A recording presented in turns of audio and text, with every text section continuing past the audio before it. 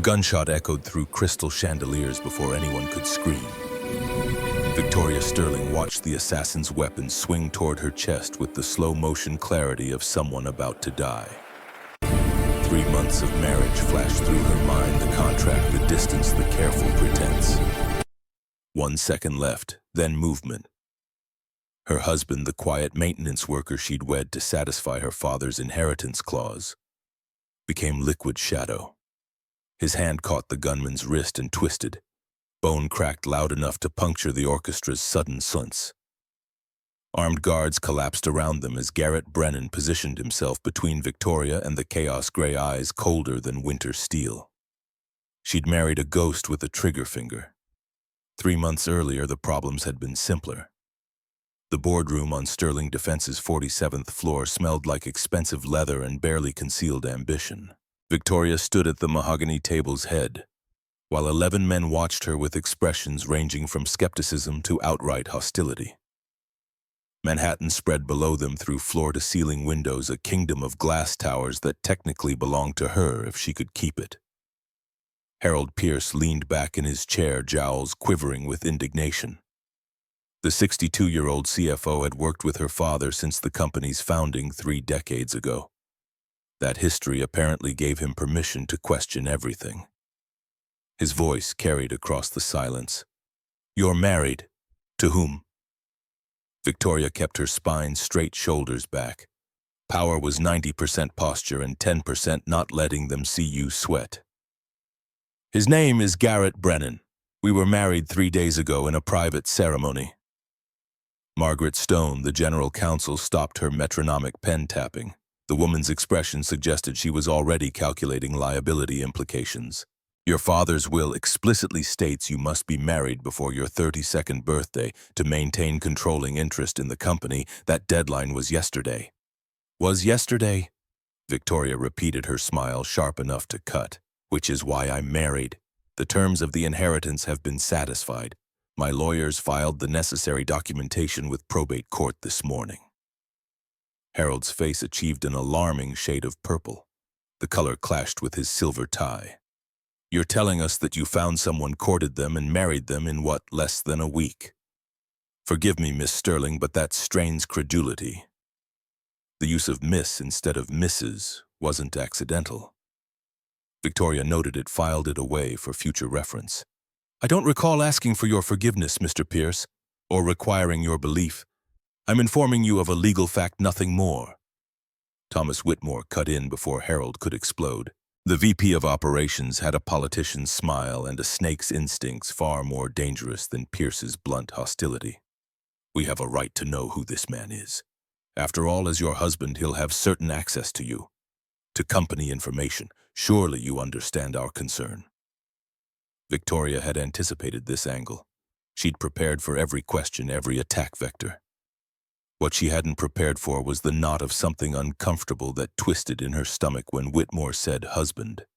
Because Garrett Brennan wasn't really her husband. Not in any way that mattered. "Mr. Brennan has signed an extensive prenuptial agreement. He has no stake in Sterling Defense, no access to proprietary information, and no interest in my business affairs. This is a personal matter that satisfies a legal requirement, that's all." "Then why marry him at all?" Harold's voice carried genuine confusion beneath the anger. "Why not find someone more suitable, someone from our circles, someone with connections, someone you could control?" Victoria let the words hang in the air. "How transparent of you, Mr. Pierce." The CFO sputtered. Before he could formulate a response, the boardroom door opened. Every head turned. Garrett Brennan pushed a cleaning cart into the room, eyes downcast, posture apologetic. He wore the standard maintenance uniform, gray shirt, darker gray pants, both slightly too large. A baseball cap shadowed his face. He moved with the careful invisibility of someone who'd learned to go unnoticed in spaces where he didn't belong. "Sorry." His voice was quiet, Texas accent softening the vowels. "Thought the room was empty. I'll come back." Victoria's pulse kicked up a notch. This wasn't planned. Garrett wasn't supposed to be here, wasn't supposed to reveal himself like this, but perhaps his timing was perfect. "Mr. Brennan." Her voice stopped him mid-retreat. Actually, your timing is excellent. Everyone, I'd like you to meet my husband. The silence that followed could have shattered diamonds. Garrett's head came up slowly, and for just a fraction of a second, Victoria saw something flicker in his gray eyes. Surprise, perhaps, or calculation. Then it vanished, replaced by a carefully neutral expression that gave away nothing at all. "Ma'am." He kept his tone respectful, uncertain. "You sure about this?" "Quite sure." Margaret's mouth had fallen open. Thomas Whitmore looked like he'd been struck by lightning. Harold Pierce made a sound somewhere between a cough and a dying walrus. "This is a joke." Harold's voice cracked on the last word. "This has to be a joke. You married the help. I married a man who asked for nothing, expected nothing, and signed papers that guarantee him nothing." Victoria's voice cut through the rising chaos, which makes him considerably more trustworthy than anyone in this room. Garrett remained motionless by the door, hands loose at his sides. To anyone watching, he looked uncomfortable, a working-class man caught in a world he didn't understand. But Victoria had learned to read the subtle tells in the 3 weeks since their first conversation. The way his weight distributed on the balls of his feet, the slight angle of his shoulders that kept both the door and windows in his peripheral vision, the calculated stillness that could explode into motion without warning. He wasn't uncomfortable. He was ready for what she still wasn't entirely sure. Thomas found his voice, first politician's training overriding his shock. "Victoria, I understand you were in a difficult position with the inheritance deadline. But this farce undermines everything your father built. The optics alone will show that I value integrity over appearances." She gathered her papers, signaling the meeting's end. "My father understood that even if you don't."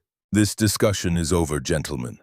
Miss Stone, my personal life is not company business." The board erupted into arguments and accusations as she walked toward the door. Garrett stepped aside to let her pass, and their eyes met for a brief moment.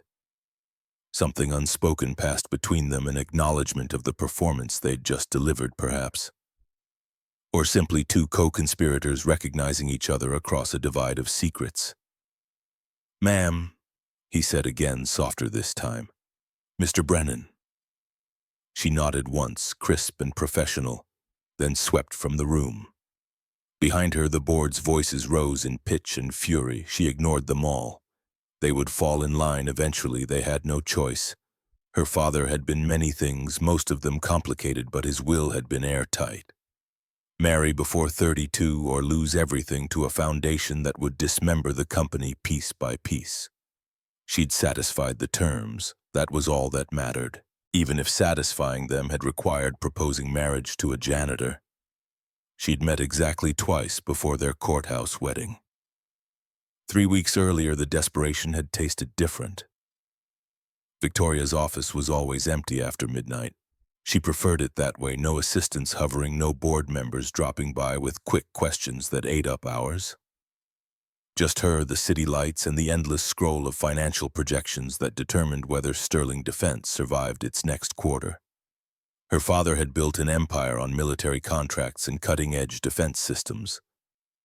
Then he died 6 months ago suddenly and without warning, leaving her with a company she'd spent her whole life preparing to lead and a will that seemed designed to destroy her. The cleaning cart's approach barely registered. She'd trained herself not to hear the maintenance staff. They were background noise, part of the building's infrastructure. Invisible. But this one stopped and watched the financial news on her wall-mounted screen. Victoria looked up sharply, irritation flaring. The man in gray stood beside the conference table at her office's far end, methodically wiping down the surface. His attention, however, was fixed on Bloomberg's coverage of Southeast Asian currency markets. "You follow the markets?" The question came out more curious than accusatory. He glanced at her, seemingly surprised she was still there. His eyes were gray, unusual, striking. They held an intelligence that didn't match the baggy uniform. "Sometimes." The single word carried weight. Not dismissive, not apologetic. Just measured. Victoria closed her laptop slowly, attention fully engaged now. What do you think of Sterling Defense's Q3 projections? Most people would have deflected. Most people working night maintenance wouldn't have an opinion on quarterly earnings reports, let alone projections that weren't public. She expected him to shrug, to retreat into the safety of not knowing. Instead, he paused, set down his cloth, looked at her directly. I think you're overextended in Malaysia. Currency fluctuations are going to hit harder than your analysts expect. The baht's unstable. Victoria's fingers stopped moving on her keyboard. The Southeast Asian expansion was classified, or as classified as corporate strategy could be. The projections weren't public. The Kuala Lumpur facility was barely more than blueprints and NDAs. How do you know about Malaysia? I read. He shrugged, the gesture somehow making him seem both humble and evasive. And people leave papers lying around. You'd be surprised what maintenance sees. It was a reasonable explanation. It was also exactly what someone with training in intelligence gathering would say. Victoria studied him more carefully. Maybe 35, 36. Lean in a way that suggested endurance rather than gym workouts. The kind of build that came from functional strength, not aesthetic goals. His face was unremarkable at first glance, the sort that disappeared into crowds. But those eyes held depths that made her reconsider everything about him. What's your name? Garrett Brennan. How long have you worked here, Mr. Brennan? 8 months, give or take. 8 months. Right around the time her father's health started declining. Right when things at Sterling Defense began to feel off. Nothing she could point to directly, just a sense that pieces were moving on a board she couldn't see. Victoria made a decision that would have seemed insane if examined too closely, but desperation did strange things to risk assessment. I have a problem. Most people do. I need to get married in 3 weeks, and I don't have time to find someone I can trust not to destroy my life in the process. Garrett Brennan went very still. The cloth in his hand stopped moving. When he spoke, his voice was carefully neutral, giving away nothing. That's an unusual problem. I have an unusual life. Victoria stood, moved closer. Power dynamics mattered, and she needed to see his face clearly. My father's will requires marriage before I turn 32, which happens in exactly 22 days. If I'm not married by then, I lose controlling interest in this company to a board of vultures who will tear it apart for spare parts. She watched for his reaction. Most men would have shown surprise, calculation, greed.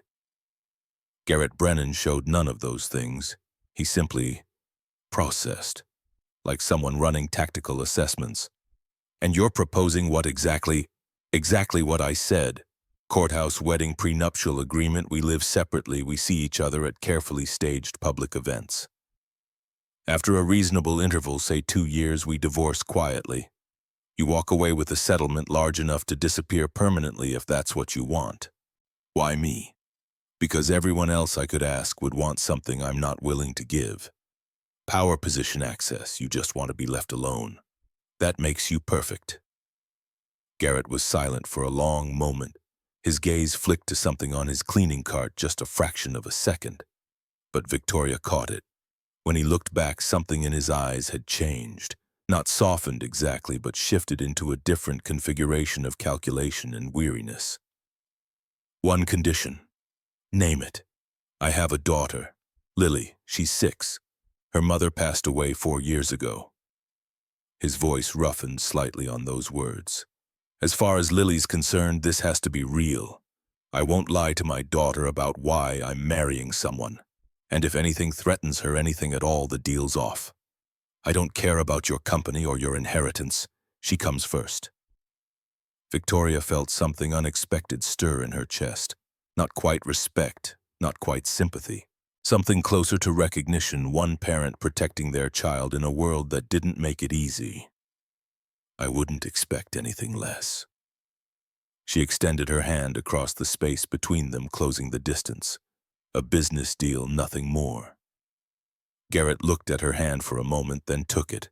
His grip was firm, controlled, and carried faint calluses that had nothing to do with pushing brooms or emptying trash bins. We have a deal, Miss Sterling. Mrs. Brennan, technically, as of 3 weeks from now. Neither of them smiled. There was nothing happy about the arrangement they'd just made, just two people trapped by circumstances making the best of impossible choices. Victoria had no way of knowing in that moment that she'd just shaken hands with one of the most dangerous men in the world. A ghost who'd spent 15 years hunting enemies in places that didn't exist, executing missions that would never be acknowledged, and building a body count that would have kept her awake at night if she'd known the numbers. All she knew was that she'd found someone to marry who wanted nothing from her except to be left alone. It seemed at the time like the perfect solution. The wedding was 8 minutes of bureaucracy. Manhattan Courthouse, Thursday afternoon. A judge who performed 50 ceremonies a week. 2 witnesses pulled from the hallway, paralegal students who earned $50 each for their signatures. Victoria wore a gray Armani suit. Garrett wore a black suit that fit him surprisingly well despite looking cheap. They repeated words, signed papers, accepted a certificate that transformed their arrangement into legal reality. No kiss, just a firm handshake that felt more like closing a business transaction than beginning a marriage. The prenuptial agreement had taken longer than the ceremony, 47 pages detailing exactly how little Garrett would receive. He'd read every page, signed without negotiation. His daughter wasn't mentioned in the paperwork. That had been Victoria's call. Whatever happened between them, Lily stayed protected. 3 months later, the arrangement had settled into routine. The penthouse at Columbus Circle offered 4,500 square feet of careful separation. Garrett and Lily occupied the West Wing, 3 bedrooms, a bathroom, and enough space to maintain their own rhythm. Victoria kept the master suite and home office in the East. They crossed paths 2 or 3 times weekly, usually in the kitchen or elevator. Polite, distant, exactly as agreed, except for the reading. It started week 6. Victoria worked late. Returned home to find Lily crying because her father was stuck at work, which meant whatever Garrett actually did during the hours he wasn't pushing a cleaning cart. Patricia Walsh, the 65-year-old neighbor from the 32nd floor, had been babysitting. She looked frazzled. Victoria found herself in Lily's room with a book about wild things and a 6-year-old who looked at her like she'd hung the moon just for showing up. The reading became ritual. Most nights Victoria made it home by 7:30. Lily would appear with whatever story had captured her imagination that week. The child had her father's gray eyes but lighter hair blonde where Garrett's was dark. She called Victoria the princess who runs the tall building for the first month. Then one night, unprompted, she'd asked if she could call her something else. Like what? Victoria had been genuinely curious. Maybe V, like a superhero.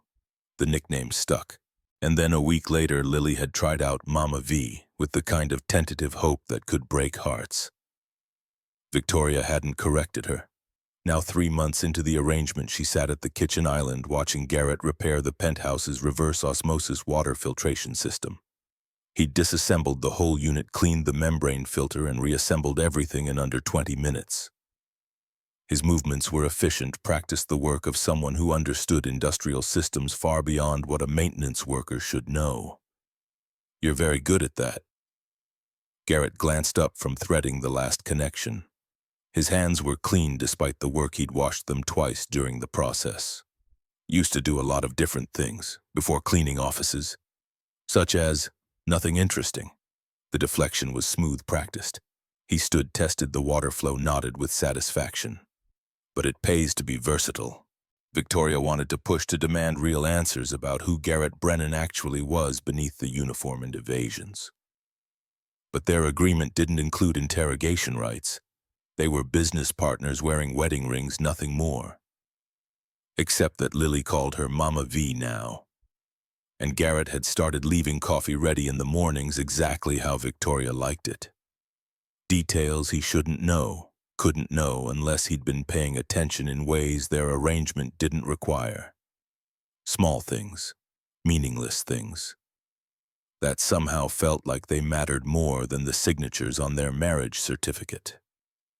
Later that week, Harold Pierce's private investigator delivered his report, 15 pages of careful documentation that concluded with a single damning paragraph: Garrett Brennan's history existed for exactly 8 months and 12 days. Before that, nothing. No driver's license, no bank accounts, no tax records. As if he'd been created from thin air. Victoria read the report twice, filed it away, said nothing. Because whatever Garrett was hiding, whoever he'd been before becoming a janitor who married CEOs for inheritance clauses, one thing had become clear over 3 months of careful observation: he wasn't a threat to her. If anything, she was starting to suspect he might be the only person in her life she could actually trust, which was either the smartest instinct she'd ever followed or the stupidest mistake she'd ever make. The security breach came on a Tuesday. Victoria was reviewing Malaysian facility contracts when her phone lit up with James Fletcher's name.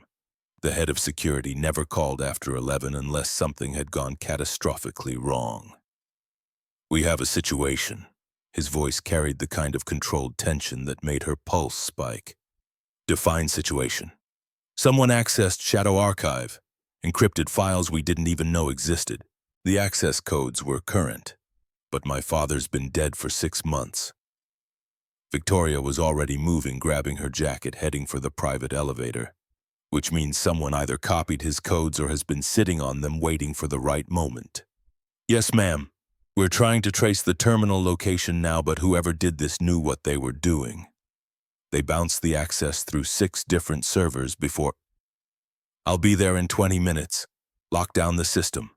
No one in or out of those files until I arrive, and James, don't trust anyone in IT. This came from inside." She hung up, mind racing through implications and possibilities. Her father had always been paranoid about security, compartmentalizing information to an almost obsessive degree. The existence of files she didn't know about shouldn't surprise her. But someone accessing them now, 6 months after his death, suggested either opportunity or desperation. Neither option was comforting. The penthouse was dark except for the kitchen light. Garrett sat at the island reading something on his ancient Nokia, not a smartphone she'd noticed, but an old model flip phone that probably couldn't access the internet. He looked up as she entered, and something in her expression must have telegraphed urgency. "Problem at work. Security breach. Someone accessed classified files." Victoria paused, weighing her next words. The smart move was to say nothing, keep her business separate from their arrangement. But something about the way Garrett watched her, alert, assessing, ready, made her deviate from smart. "You know about the Malaysia operations. You know about Southeast Asian projections. You know things a maintenance worker shouldn't know." "Yes." No denial, no deflection, just acknowledgement. "What did you do before this? Before cleaning offices and marrying CEOs for inheritance clauses?" Garrett was quiet for a long moment. When he spoke, his voice carried weight, the heaviness of truths he couldn't fully share. "Different things, for different reasons that seemed right at the time." "That's not an answer." "No," he agreed. "It's not, but it's all I can give you right now." Victoria studied him. This man she'd married, this stranger who lived in her home and read to her daughter and knew classified information he shouldn't. Every instinct screamed that Garrett Brennan was hiding something massive, but those same instincts also insisted he wasn't the one who'd breached her company's security. "I have to go to the office. Someone just accessed my father's encrypted files." Something shifted in Garrett's posture. Not obviously, but she'd learned to read his micro-expressions over 3 months of proximity. The slight tightening around his eyes, the way his weight redistributed almost imperceptibly. "How classified? I don't even know. That's the problem. These are files my father apparently kept from everyone, including me." Then whoever accessed them wanted something specific, something important enough to risk exposure. Garrett stood, and for the first time since their wedding, he moved with purpose that had nothing to do with maintenance work or domestic routine. "Let me come with you." "Why?" "Because someone who knows enough to access files that well hidden knows things they shouldn't, and people with that kind of knowledge tend to be dangerous when cornered." The statement was too specific, too tactical. Normal civilians didn't think in terms of exposure risk and cornered threats, but Victoria was already moving toward the elevator, and having Garrett along suddenly felt less like weakness and more like strategy. "Fine. but stay out of the way." His mouth quirked, not quite a smile, but close. "I'm good at staying out of the way." The lie was smooth enough that Victoria almost believed it. Sterling Defense Tower at midnight felt like a mausoleum. The lobby's usual bustle had been replaced by skeletal security and the hollow echo of their footsteps on marble floors. James Fletcher met them at the executive elevator, his expression tight with stress. The former NYPD detective was 45, solid competent. Right now, he looked like someone who'd just discovered his job was harder than advertised. "Ms. Sterling?" His gaze flicked to Garrett with visible confusion. "Mr. Brennan. Update." Victoria kept moving toward the elevator, forcing James to follow. "Terminal 47B sub-basement maintenance area. Access originated at 9:47 p.m. Someone used a keycard registered to Thomas Walsh, supervisor, who died 3 months ago and sat at the terminal for exactly 18 minutes. Camera footage. Grainy but clear enough." James pulled out a tablet as they entered the elevator. The footage showed a figure in gray maintenance coveralls, face carefully angled away from camera's movements, suggesting familiarity with security coverage. Professional-grade tradecraft. Victoria felt Garrett lean closer, his focus sharpening on the screen. When he spoke, his voice carried a different quality, analytical, clinical. "That's not Hunt and Peck typing, that's someone with serious technical training." And they never looked up, never checked for cameras. They already knew where the blind spots were. James stared at him. Victoria kept her expression neutral. Garrett used to work different jobs, before maintenance. It was the thinnest explanation possible, but James accepted it with the weary pragmatism of someone who had bigger problems than unusual janitors. The elevator opened onto the 14th floor, where server rooms hummed behind reinforced doors. Dr. Theodore Bennett waited in the primary server room, looking like he hadn't slept in 3 days. The 57-year-old MIT PhD specialized in cryptography and wore his exhaustion like a badge of honor. His eyes were red-rimmed behind wireframe glasses. "Show me." Victoria didn't waste time on pleasantries. Bennett pulled up the access logs on a secondary terminal, his fingers flying across the keyboard with caffeinated precision. "They hit something called Shadow Archive. Your father's personal files encrypted with military-grade algorithms I've never seen before. I didn't even know this directory existed until the access triggered our new security protocols. Can you open it? Eventually. But whoever designed this encryption knew what they were doing. It'll take days, maybe a week, to crack without the original keys." Garrett moved closer to the screen, studying the access patterns with an intensity that made Victoria's instincts prickle. He wasn't just observing, he was analyzing, processing, running calculations that had nothing to do with cleaning supplies or building maintenance. What files did they access? His question was direct, professional. The kind of question someone with operational experience would ask.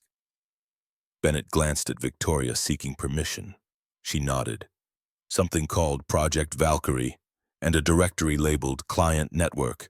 Both are encrypted separately from the main archive. Whoever broke in knew exactly what they were looking for." The name meant nothing to Victoria. Her father had run dozens of classified projects. Valkyrie could have been anything from satellite systems to drone guidance technology.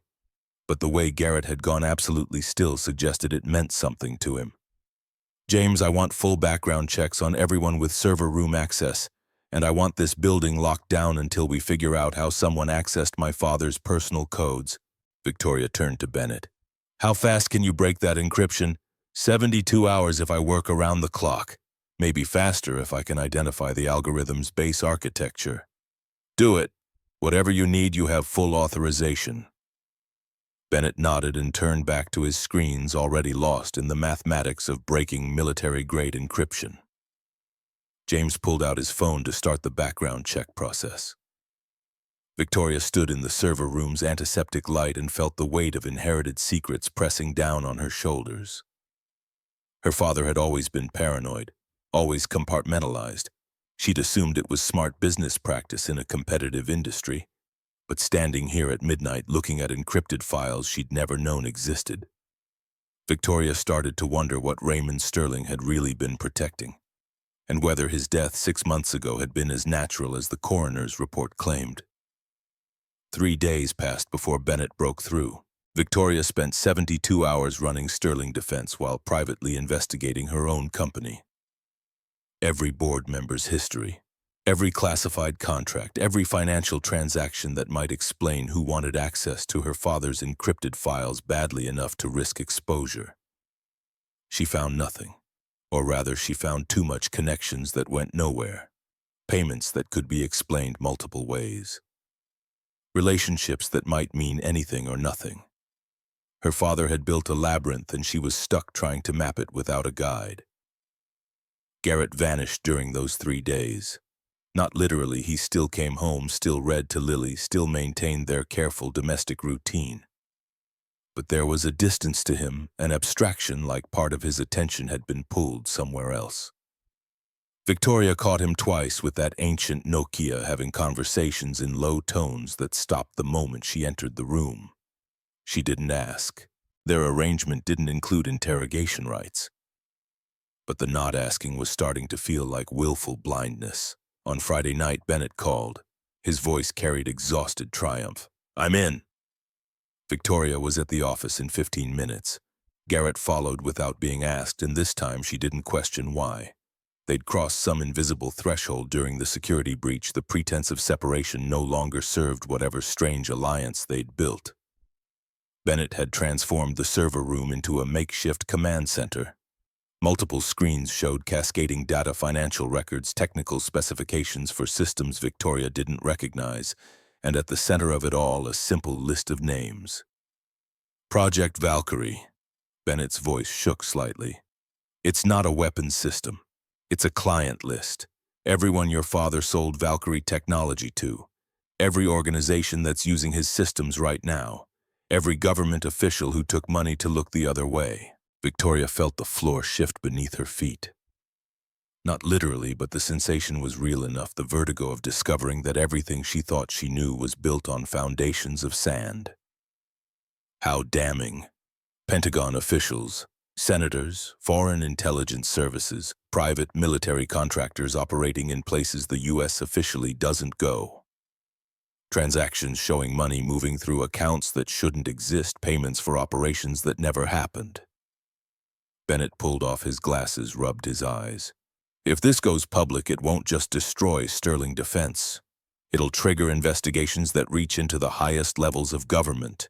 People will go to prison. Others will probably die trying to make sure that doesn't happen. The server room's hum felt suddenly oppressive. Victoria looked at the names scrolling across screens, some she recognized, many she didn't. Each one represented power, influence, the kind of connections that could destroy careers or end lives depending on how they were used. "There's more." Bennett pulled up another directory. "Dead Man's Switch. I set it up 3 hours ago. If I die, if my heart stops for more than 72 hours, the system automatically sends everything to 15 major news organizations. New York Times, Washington Post, CNN, BBC. Why?" Victoria's voice came out sharper than intended. "Because I'm a mathematician, not a soldier. I needed them scared of killing me more than leaving me alive." It was brutally logical. It was also exactly the kind of thing that got people killed before they could implement their clever safeguards. Garrett moved closer to the screens, his attention fixed on something Victoria couldn't identify. When he spoke, his voice was quiet, controlled, carrying an undercurrent of something that might have been recognition or dread. "What exactly is Valkyrie? Not the client list, the system itself." Bennett hesitated, looking to Victoria for permission. She nodded, past caring about protocol.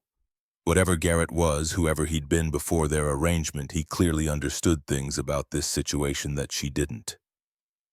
Autonomous AI surveillance and targeting system. Analyzes data from cameras, phone, metadata, social media, financial transactions. Identifies targets based on pattern analysis, then plans elimination protocols that make deaths look natural. Heart attacks, accidents, suicides, disease. It's been deployed in 17 countries, mostly without proper authorization. The words hung in the antiseptic air. Victoria tried to process what she was hearing. Her father had built an assassination system, sold it to anyone willing to pay, created technology that could kill people while maintaining plausible deniability. She'd known Raymond Sterling was complicated. She'd suspected his business practices skirted ethical lines. But this crossed from gray area into something actively evil. How many? Her voice sounded distant in her own ears. 847 operations logged over 4 years, 23 confirmed eliminations, budget of $4.7 billion through offshore accounts. The numbers were too large to comprehend. Victoria focused on breathing in out steady rhythm that kept the panic at bay. Her father hadn't just bent rules, he'd shattered them, monetized murder, built an empire on technology that turned killing into algorithm. We destroy it. The words came out flat, certain. All of it. The files, the client list, the system. We shut down Valkyrie and we make sure no one can ever know. Garrett's interruption was quiet but absolute. Victoria turned to stare at him. Excuse me. Destroying it accomplishes nothing except creating a power vacuum someone worse will fill. His gray eyes met hers, and for the first time since their wedding, Victoria saw him clearly. Not the careful janitor, not the convenient husband, but something harder and infinitely more dangerous. You need leverage. Use the client list to force shutdowns to negotiate. Reform instead of destruction. You sound like you've done this before. Yes. No elaboration, no explanation, just acknowledgement that landed like a confession. Bennett looked between them, confusion evident. James Fletcher had gone very still, his hand resting near his service weapon, with the unconscious readiness of someone who suddenly wasn't sure which side of a situation he was on. Victoria made a decision that would have seemed insane if she'd examined it too closely. But something about the way Garrett spoke, tactical, experienced, carrying the weight of someone who understood exactly what kind of war they were facing, made her trust him in ways the marriage certificate never had. All right, we use it as leverage, but I need to know. She stopped, shook her head.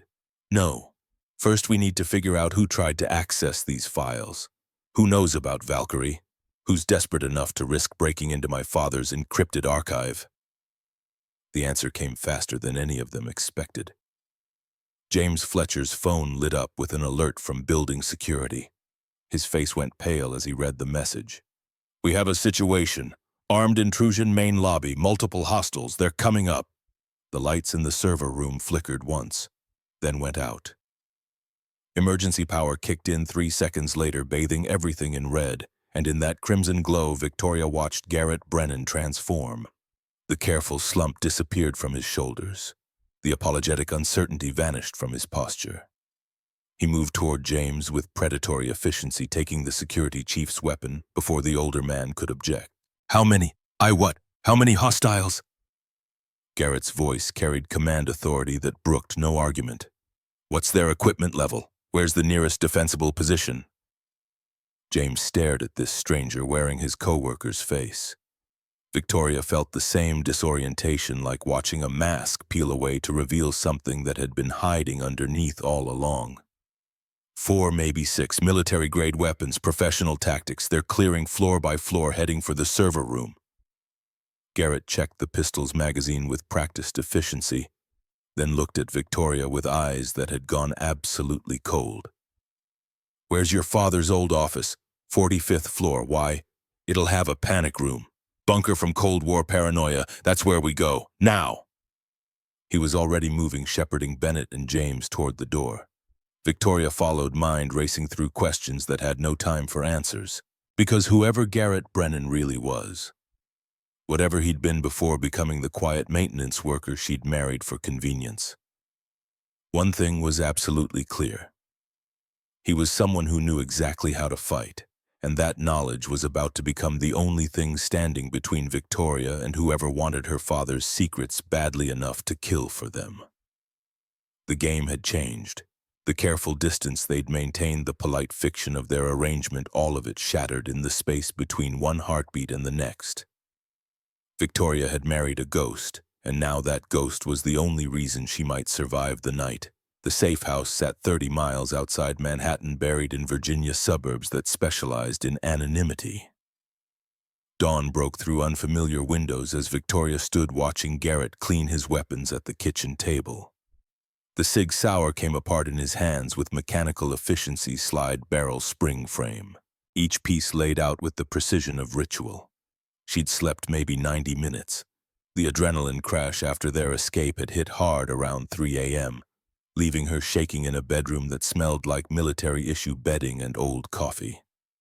Now the sun painted everything gold and normal, as if armed men hadn't tried to kill them 6 hours ago. Garrett's hands moved without conscious thought, wiping down components with an oil-soaked cloth. His gray eyes were distant, fixed on something Victoria couldn't see, memories probably, or calculations about what came next. "How many people have you killed?" The question escaped before she could stop it. Garrett's hands paused for exactly 2 seconds, then resumed their work. "I stopped counting after 50. By the time I got out, the number was well into triple digits." His voice carried no emotion, just facts delivered with the same neutrality he might use to discuss weather or traffic patterns. Victoria felt something cold settle in her stomach. Not fear exactly, but a recalibration of reality.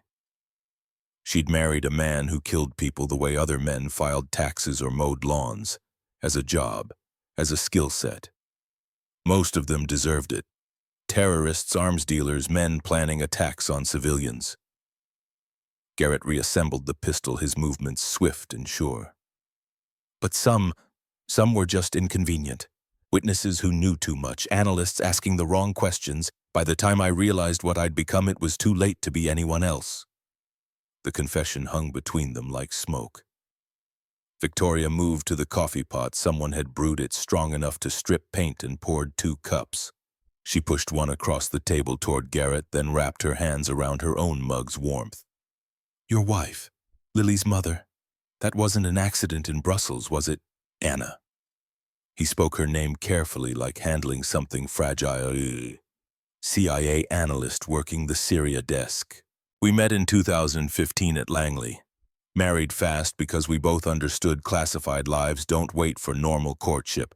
Lily came in 2017. Garrett set the pistol down, picked up his coffee.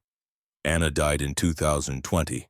BMW hit a concrete pillar at 80 miles per hour on a straight road. Coroner ruled it driver error, but Anna was the best driver I knew. She'd done evasive training, tactical pursuit courses. She didn't just lose control. They killed her because you were investigating Valkyrie. They killed her because I asked questions about where the money was going. Who was really controlling deployment decisions? Anna had access to financial intelligence I didn't. Together we were starting to map the network." His jaw tightened. 3 days after she told me she'd found something big, she was dead. I got the message, so I became someone else. Victoria understood survival. She'd spent 6 months navigating her father's legacy, discovering that Raymond Sterling's empire was built on foundations she didn't want to examine too closely. But Garrett's survival had required erasing himself completely, becoming invisible, trading identity for safety in a world that wanted him dead. "You can't sleep." It wasn't a question. Garrett met her eyes, and for the first time since their wedding, she saw the exhaustion underneath the tactical competence, the weight of carrying bodies on his conscience.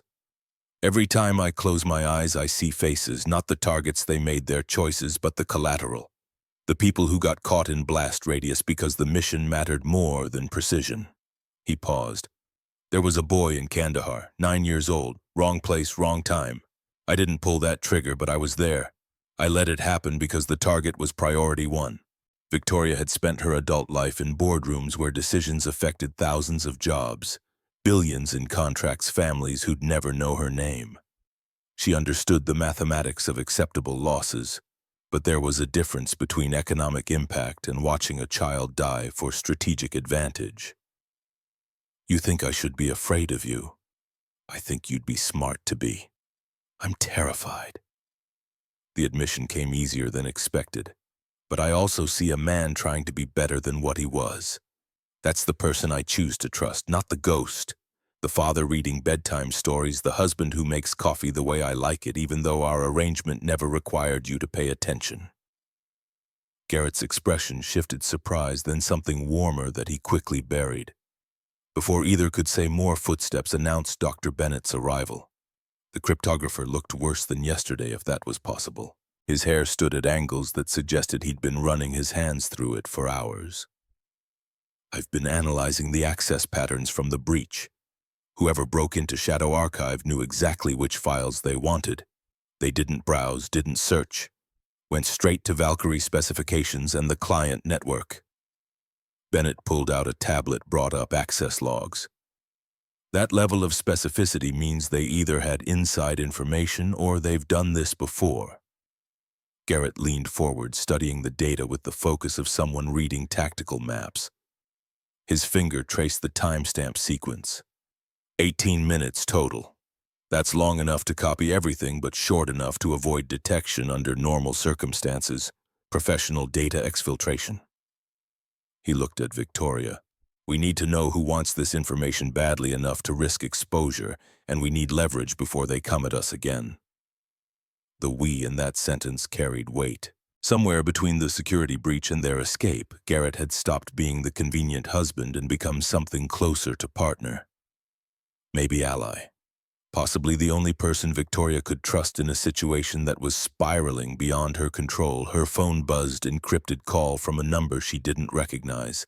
She answered, put it on speaker. A woman's voice came through, clipped and military precise. "This is Colonel Sarah Hayes.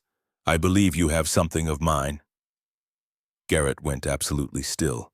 Not the relaxed stillness of before, but combat-ready. His hand moved to the pistol on the table, not quite touching, but ready. "Define something." "Garrett Brennan, call sign Ghost. I sent him to observe you 8 months ago, Mrs. Sterling. Determine if you were continuing your father's criminal enterprise or trying to build something legitimate." Looks like the situation has escalated beyond surveillance. Victoria looked at Garrett, questions piling up faster than she could process. He'd been sent to spy on her. Their meeting, their arrangement, probably their entire marriage. All of it orchestrated by someone pulling strings she couldn't see. "Who are you?" "Someone who's been trying to shut down Valkyrie for 5 years. Your father built something dangerous. Then he had the good sense to try destroying it before he died. Unfortunately, the people profiting from his system decided he was more dangerous dead than alive." Hayes paused. "I'm sending extraction to bring you to a secure facility. We need to discuss options. And Mrs. Sterling, I'm on your side, whether you believe that yet or not." The call ended. Victoria stared at the phone, then at Garrett. The betrayal should have felt sharper. Instead, she just felt tired. How much of our marriage was real? The ceremony was transactional. The paperwork was legitimate. But Lily calling you Mama V, that was real. You reading to her every night, real. The way I started making your coffee without thinking about it, that wasn't part of any mission brief. He stood, moved around the table until he was close enough that Victoria had to look up to meet his eyes. "I was supposed to watch you report back on your activities, confirm you weren't a threat. Instead, I watched you fight with your board.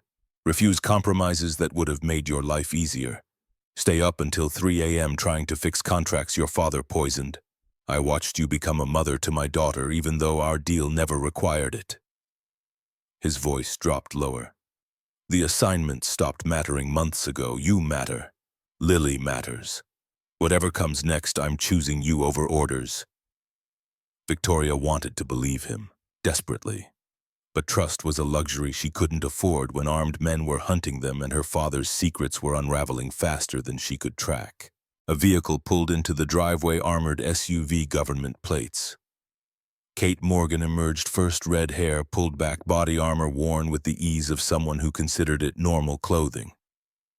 She scanned the perimeter with professional efficiency before signaling all clear.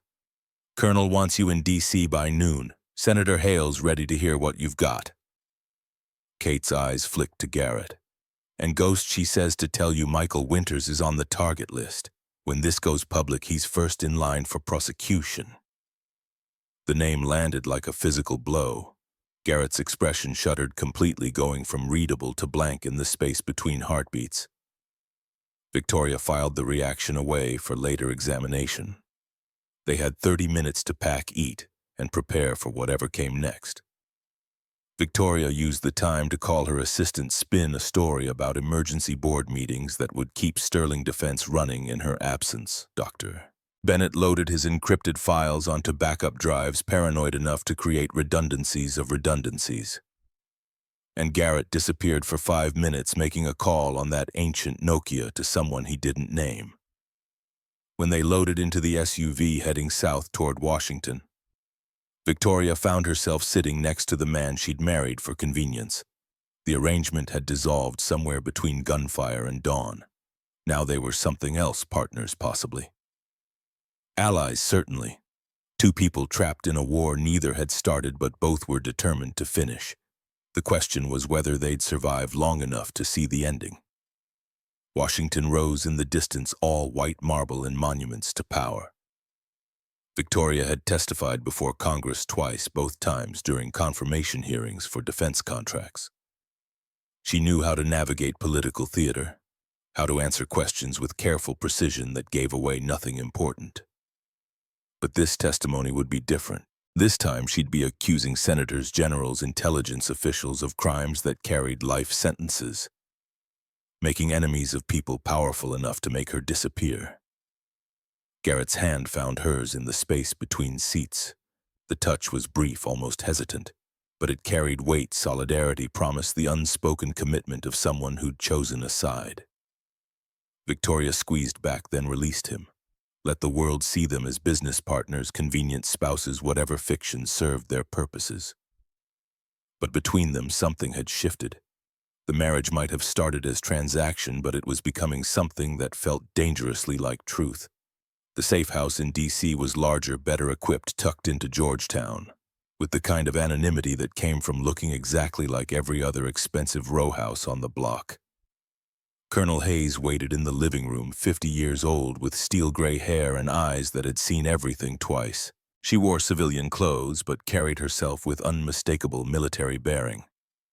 "Mrs. Sterling, good to finally meet you properly." Hayes gestured to the sitting area. "We have approximately 6 hours before Senator Hale arrives for preliminary briefing. I suggest we use that time efficiently." Victoria settled into a chair that probably cost more than most people's cars. Garrett positioned himself near the window, casual stance. But Victoria recognized the tactical placement now. He could see both the street and the room's entrance from that position. Old habits from a life she was only beginning to understand. Hayes pulled out a tablet, brought up files that made Victoria's stomach sink. "Project Valkyrie has been active for 6 years. 847 operations. 23 confirmed eliminations, though we suspect the real number is higher. The client list your father compiled includes 73 entities, governments, agencies, private contractors. Some operations were arguably legitimate. Most weren't." Bennett leaned forward, his exhaustion temporarily forgotten. "The system uses AI to analyze surveillance feeds, financial transactions, communication metadata.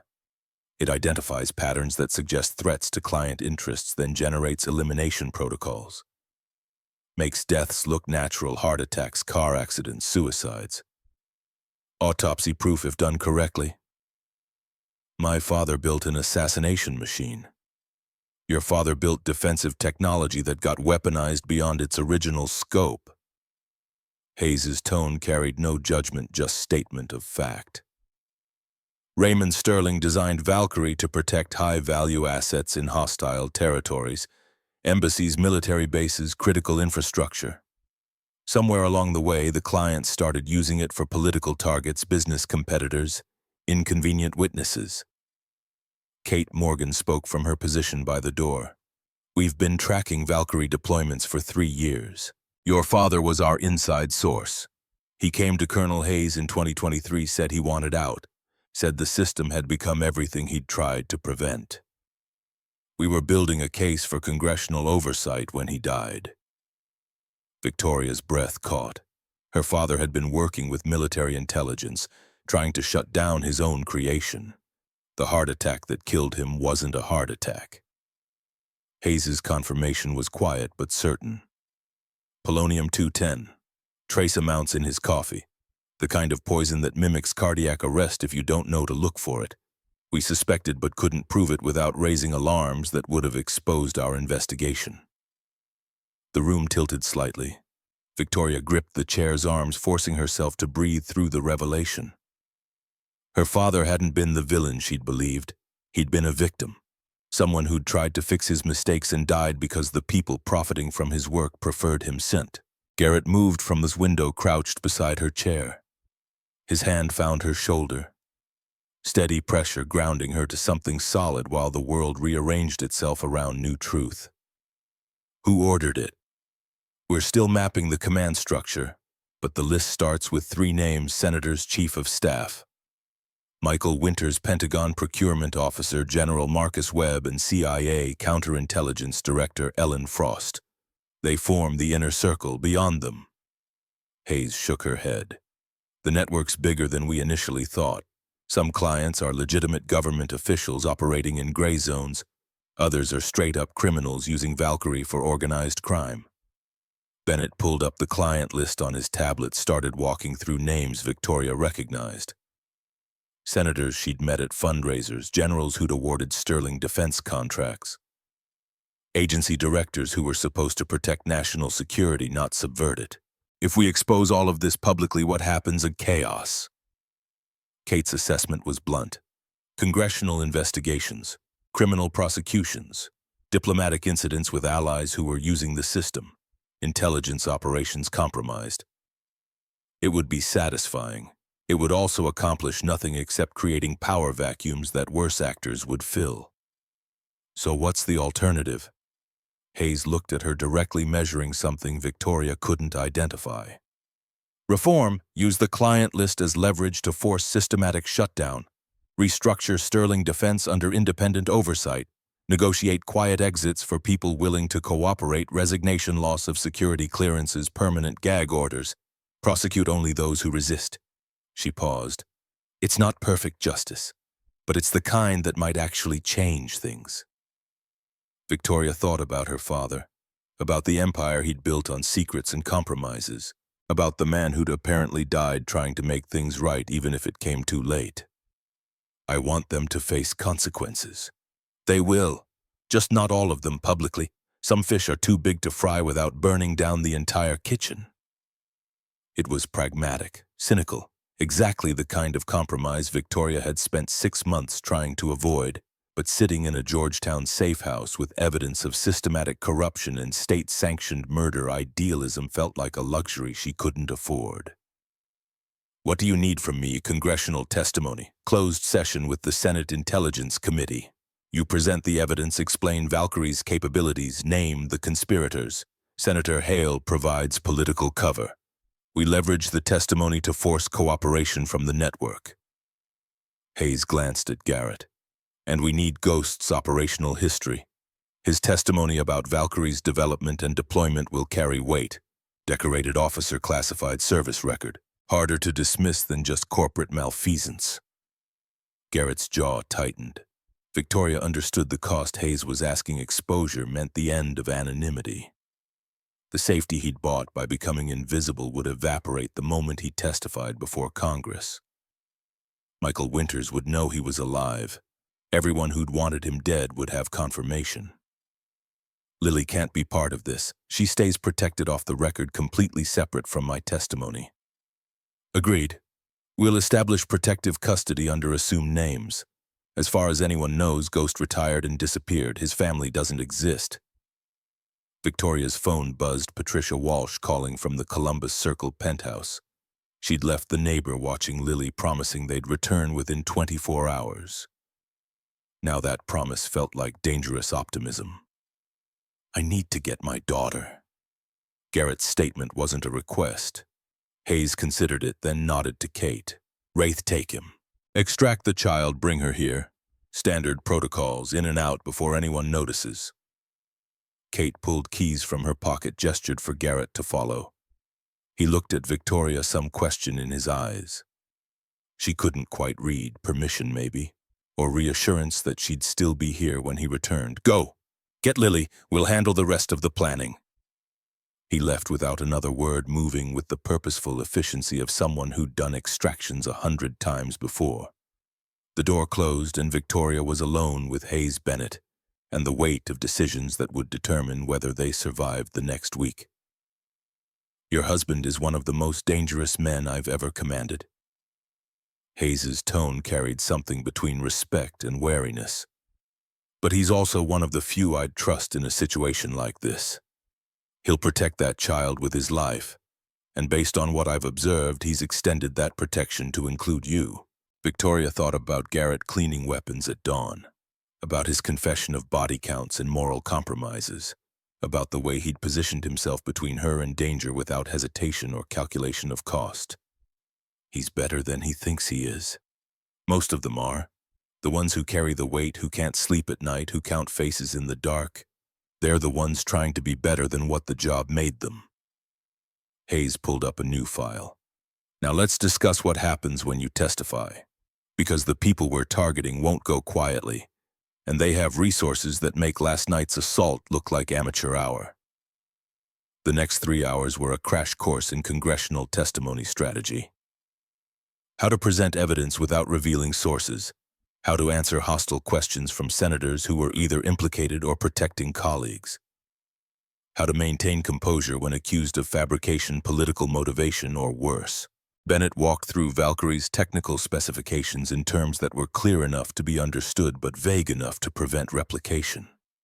Victoria memorized client names, transaction dates, operational details that would form the foundation of her testimony. And somewhere in the back of her mind, she wondered if Garrett would actually come back. If the smart move wouldn't be to take Lily and disappear into the network of false identities and offshore accounts that someone with his skills could certainly access. But when the door opened 2 hours later, he stood there with Lily's hand in his. The girl looked tired but unharmed, clutching a worn teddy bear and wearing pink sneakers that lit up with each step. "Daddy said we're having an adventure." Lily's voice carried the kind of excitement only 6-year-olds could maintain through upheaval. Like camping, but in a fancy house. Victoria felt something in her chest, loosen relief maybe, or the validation of trust she'd gambled everything on. Garrett met her eyes across the room and the message was clear. He'd chosen to come back, chosen partnership over self-preservation, chosen whatever this was between them over the safety of staying invisible. Lily spotted Victoria and launched herself across the room. "Mama V, are you having an adventure too?" The nickname felt different now, less like play acting and more like truth they'd accidentally created. Victoria caught the child, lifted her with strength she didn't know she had. "Yes, sweetheart. We're all having an adventure together, as a family." Garrett's expression shifted, something vulnerable breaking through the tactical mask. Kate Morgan watched the interaction with visible surprise, as if seeing something that didn't fit her expectations of Ghost and his operational profile. Hayes simply nodded like she'd confirmed a hypothesis.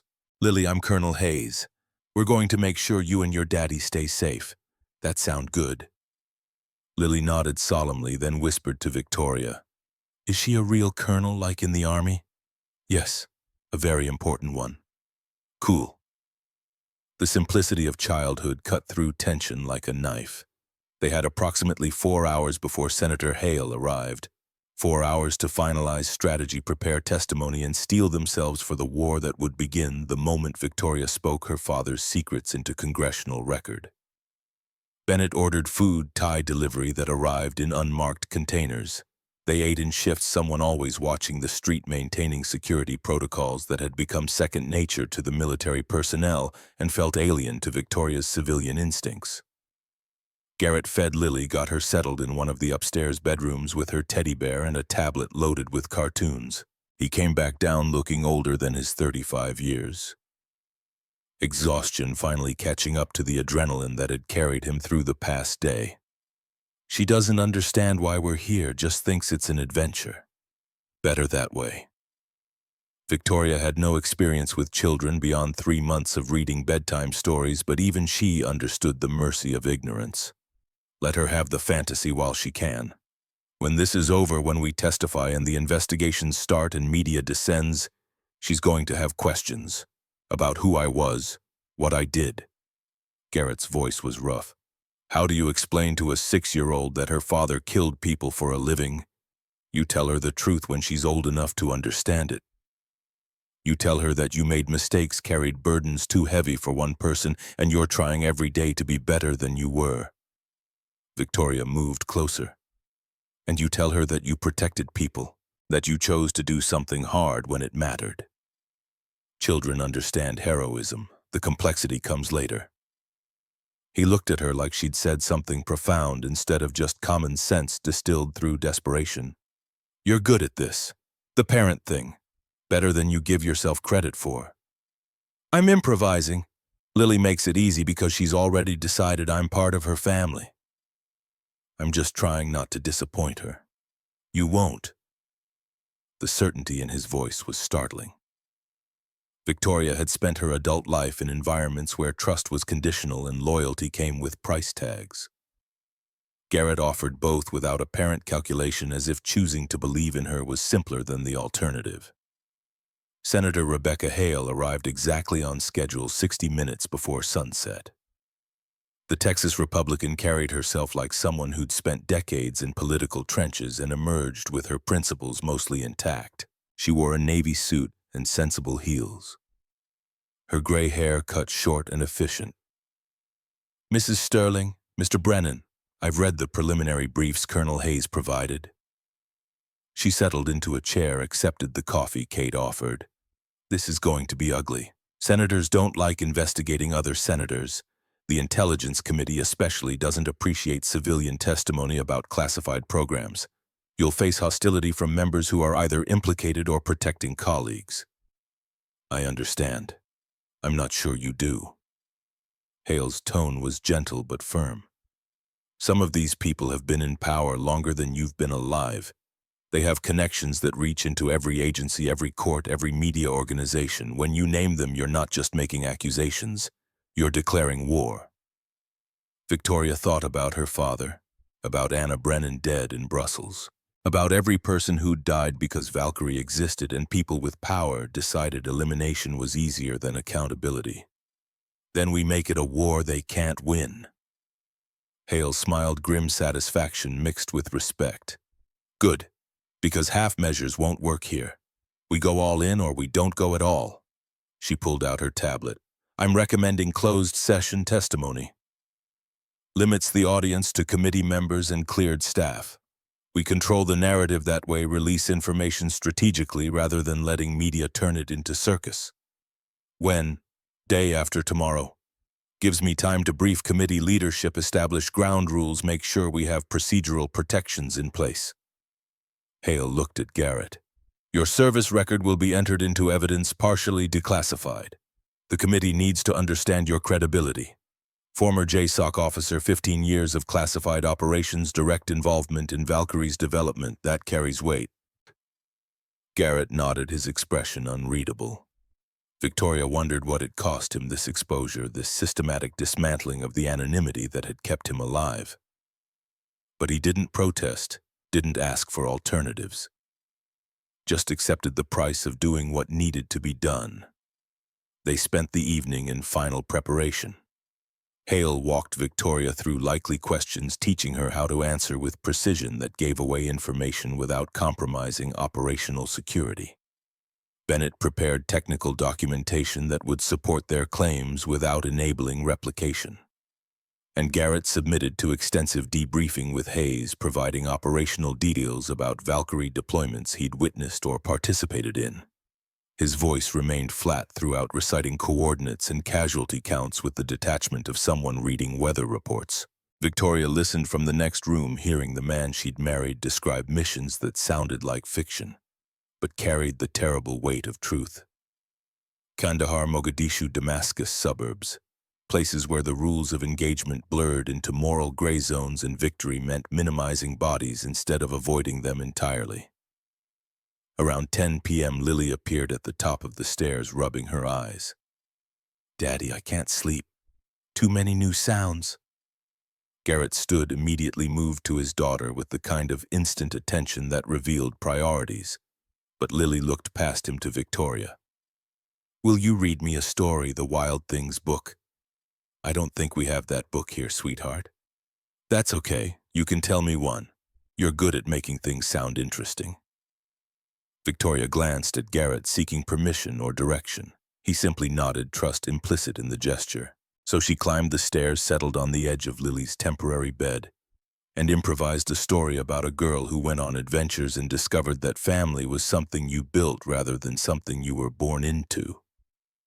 Lily fell asleep before the ending, her hand curled around Victoria's like an anchor. For a long moment, Victoria just sat there in the dim room, watching this child breathe and feeling the weight of responsibility she'd never asked for, but somehow accepted anyway. When she came back downstairs, Garrett was alone on the back patio. The others had dispersed to various rooms, seeking sleep before tomorrow's preparations resumed. Victoria joined him in the cool night air, the city lights of DC spreading in the distance like earthbound stars. "She loves you. You know that, right?" His voice was quiet. "Not because of any arrangement or transaction. Just because you showed up when she needed someone and you kept showing up. I love her too. Didn't mean to, wasn't planning on it, but she's easy to love." Garrett turned to face her fully, and in the patio's soft light, Victoria saw past the tactical competence to something more vulnerable underneath. "When this is over, when we testify and the investigations start, and whatever happens next happens, what do you want? Real answer." Victoria considered lying, offering the safe response about focusing on business and reform. But Garrett had given her honesty about body counts and broken marriages. She owed him the same. "I want mornings where Lily helps make pancakes. I want to go to work knowing you're here with her, keeping her safe and probably teaching her things 6-year-olds shouldn't know about tactical awareness." She paused. "I want boring and normal and real, with you, with her, as an actual family instead of a convenient arrangement. Even knowing what I've done, what I'm capable of, especially knowing that, because it means redemption is possible. For you, for my father, for all of us carrying weights we can't put down." Victoria moved closer. "I don't need you to be perfect. I need you to keep trying to be better. That's enough." Garrett kissed her, then not the brief formal touch of their wedding, but something genuine and vulnerable. A promise made without words, a commitment that felt more binding than any contract they'd signed. When they broke apart, Hayes was standing in the doorway. Her expression suggested she'd witnessed the entire exchange. "Tomorrow we prep, day after you testify, and then everything changes." She met Victoria's eyes. "Are you ready for that?" Victoria thought about her father dying from poisoned coffee, about Anna Brennan's car hitting concrete at 80 miles per hour, about all the people who'd paid for challenging the system that Valkyrie represented. "No, but we're doing it anyway." Hayes nodded, satisfied with the answer. Because readiness was a myth. You just moved forward and hoped competence could substitute for confidence. The night stretched long and restless. Victoria slept in fits, waking every hour to check her phone to verify the plan was still intact. Garrett stayed close, his presence a steady reminder that she wasn't facing this alone. And in the morning, when sun broke through Georgetown windows, they began the final preparations for testimony that would either save them or destroy everything they were trying to build. The war was coming. They'd chosen their side. Now they just had to survive what came next. The Senate Intelligence Committee chamber felt smaller than Victoria expected. 16 seats arranged in a semicircle, wood paneling that absorbed sound and confidence in equal measure. Security had swept her twice before allowing entry metal detector bag search, electronic device confiscation. Her phone sat in a locker 3 floors down, severing her connection to the outside world. Senator Hale occupied the center chair, flanked by colleagues whose expressions ranged from curious to hostile. Victoria recognized 3 names from Bennett's client list. They sat there wearing suits and American flag pins, acting like public servants while profiting from the system she was about to expose. The gallery was empty except for cleared staff and court reporters. Closed session meant no media, no public record beyond sanitized transcripts that would be released months later with strategic redactions. This testimony would shape investigations, trigger prosecutions, potentially end careers. But it would happen in shadows, the way power always protected itself. Victoria took her seat at the witness table. Garrett sat beside her, wearing a suit that transformed him from maintenance worker into something harder to dismiss. His service record lay in sealed envelopes before each senator, 15 years of classified operations commendations that couldn't be publicly acknowledged. Expertise that gave his testimony weight. Mrs. Sterling, thank you for appearing before this committee. Hale's voice carried formal courtesy that barely masked tension. You've provided documentation regarding Project Valkyrie and alleged criminal activity involving defense contracting and classified weapons systems. Before we proceed, I need to remind you that false testimony before Congress carries severe penalties. I understand, Senator. Then let's begin. In your own words, explain what Project Valkyrie is and how you came to possess information about it. Victoria had practiced this opening for 2 days. The words came smoothly, now delivered with the kind of clinical precision that kept emotion from compromising credibility. Valkyrie is an autonomous targeting and elimination system developed by Sterling Defense under my father's direction. It uses artificial intelligence to analyze surveillance data, financial transactions, communication patterns, and biometric information to identify targets designated by client organizations. The system then generates protocols for elimination that mimic natural death, cardiac arrest, vehicular accidents, apparent suicides. One senator leaned forward, his expression skeptical. You're describing an assassination program. Those don't exist in American defense contracting. They exist when there's profit in them and no oversight preventing their development. Victoria pulled up the first document on the screen behind her. This is a contract dated March 2019. Between Sterling Defense and a shell company later traced to Saudi intelligence. Payment of $87 million for what the paperwork calls predictive security analytics. The actual deliverable was Valkyrie deployment in Riyadh with target parameters set by the client. Another senator, older, with the kind of face that had learned to hide reactions decades ago. And you're alleging this was criminal activity defense contractors sell to allied nations all the time. They sell weapons that comply with export regulations and congressional oversight. They don't sell systems designed to assassinate dissidents and make it look natural. Victoria advanced to the next slide. This is a transaction log from 2021. Sterling Defense received $134 million from an offshore account traced to Pentagon procurement. The money purchased Valkyrie access for domestic deployment. The room's temperature seemed to drop. Several senators exchanged glances. Hale maintained her neutral expression, but Victoria saw the slight tension in her shoulders. They were crossing the line now, moving from foreign operations into territory that implicated American officials. Garrett's testimony came next. He spoke with military precision, reciting his service history in abbreviated form that conveyed expertise without revealing operational details. When he described his role in Valkyrie's development, his voice stayed flat, emotionless, just facts delivered by someone who'd learned to compartmentalize horror. I was assigned to the project in 2020 as tactical consultant. My job was to evaluate whether the AI could accurately identify legitimate threats versus civilian targets. The short answer is no, it can't. The system identifies patterns, but patterns don't equal intent. People died because an algorithm flagged them as statistically likely threats. A senator from the Armed Services Committee, whose name Victoria recognized from Bennett's files.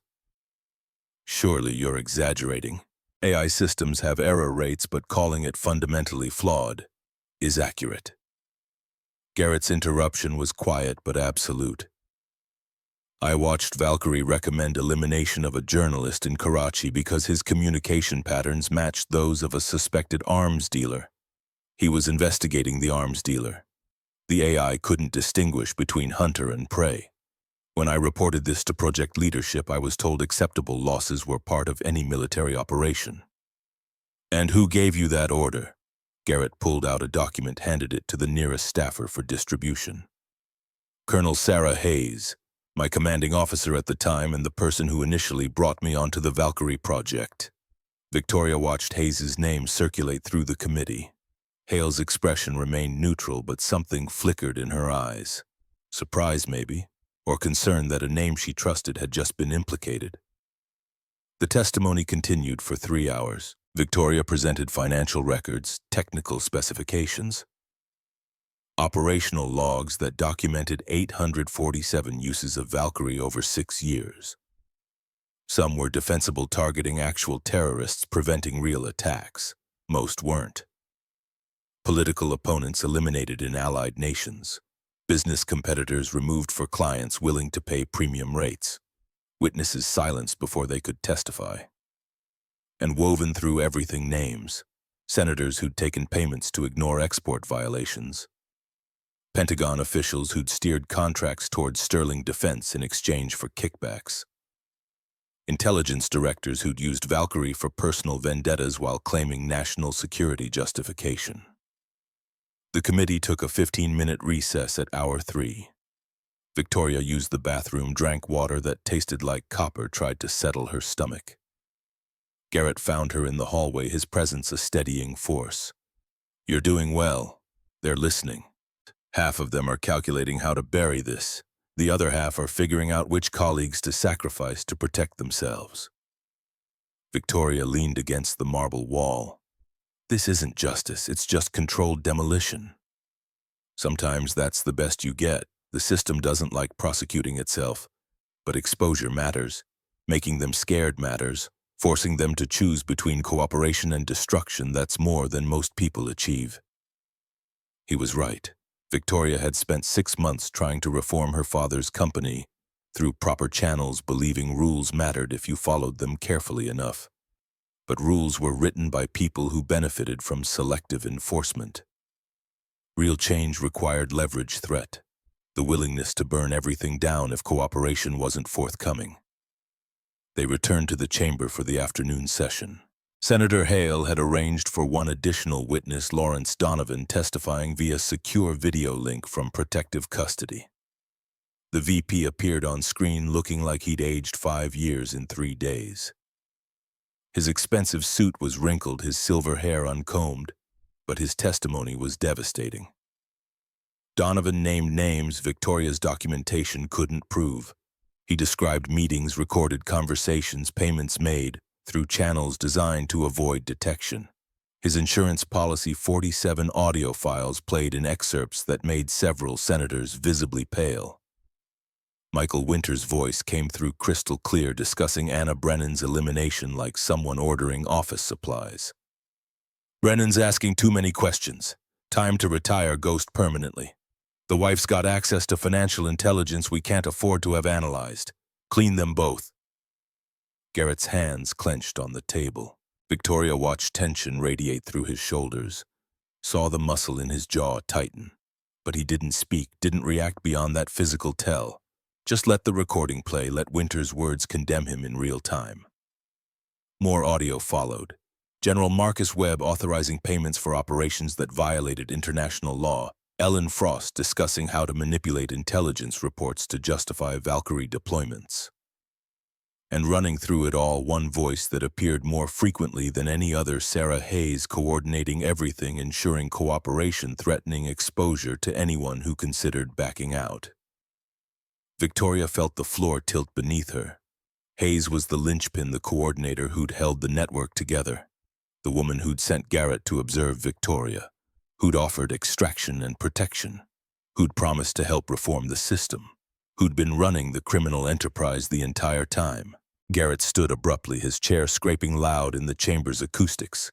Security moved toward him, hands near weapons, but he wasn't attacking, wasn't threatening, just standing there with realization dawning across his face. "Where's Lily?" The question cut through the room's tension. Kate Morgan should have been watching her at the Georgetown safe house, should have maintained security protocols. But something in Garrett's expression suggested he already knew the answer. His phone, confiscated before entering the chamber, was retrieved by security. The moment they handed it back, it lit up with messages. Victoria watched his face go absolutely blank, all emotion draining away to be replaced by something colder than winter. She's gone. Taken from the safe house 90 minutes ago. Professional extraction, no casualties, no witnesses. His voice was utterly controlled. And there's a message. He showed Victoria the screen. Anonymous number, untraceable routing. Kill switch location. 2 hours. Come alone or the child dies. The senators erupted into discussion. Security started making calls, and Victoria felt the world narrow to a single point of focus. Someone had Lily. Someone was using a 6-year-old girl as leverage to force them into a trap. And there was absolutely no question that they were walking into it anyway. Senator Hale called emergency recess, cleared the room except for core personnel. Within 10 minutes, Colonel Hayes appeared not via video link but in person, walking into the chamber with the kind of authority that suggested she'd been nearby the entire time. We have the extraction team mobilizing. They'll have the child's location within 30 minutes. Hayes's voice carried command presence that brooked no argument. Mr. Brennan, you are not going anywhere. This is obviously a trap designed to... I don't care. Garrett's interruption was quiet but absolute. That's my daughter, I'm getting her back. By walking into an ambush where you'll both be killed, that's tactically insane. Then it's a good thing I'm not asking permission. Victoria stepped between them, forcing Hayes to acknowledge her. Where would they take her? Who has resources to breach a military safe house and extract a child in broad daylight? Hayes' expression flickered just for a moment. Something passed across her face that Victoria couldn't quite identify. Then it smoothed back to professional neutrality. Multiple actors could accomplish this. Remnants of the client network, intelligence agencies trying to prevent exposure, private contractors protecting their investments. She pulled out her phone. I'm coordinating with... Garrett's hand shot out, grabbed Hayes' wrist before she could complete the call. His grip looked casual, but Victoria saw the colonel's face tighten with pain. You're coordinating with no one because you're the one who took her. The accusation hung in the air like cordite. Hayes tried to pull away, but Garrett held firm. Kate Morgan moved toward them, hand near her weapon torn between training that said, "Protect your commanding officer," and the growing suspicion that something was catastrophically wrong.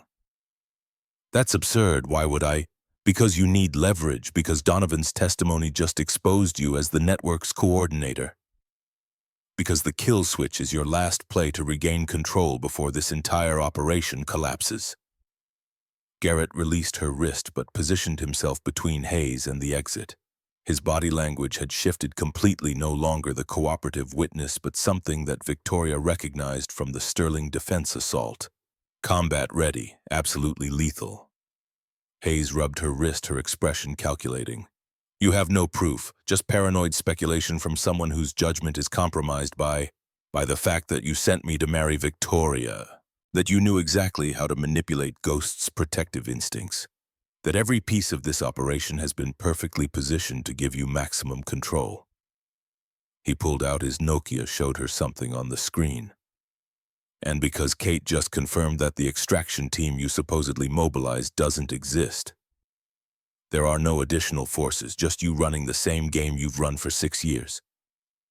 Kate Morgan's hand was on her weapon now, no longer torn but fully committed to one side.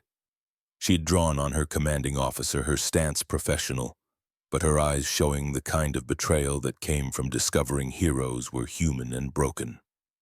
Colonel, I need you to very carefully put your hands where I can see them. Hayes complied slowly, her expression shifting from authority to something harder to read. Not quite resignation, but a kind of cold satisfaction, like someone who'd expected this moment and had planned accordingly. You're making a mistake. Whatever you think you know.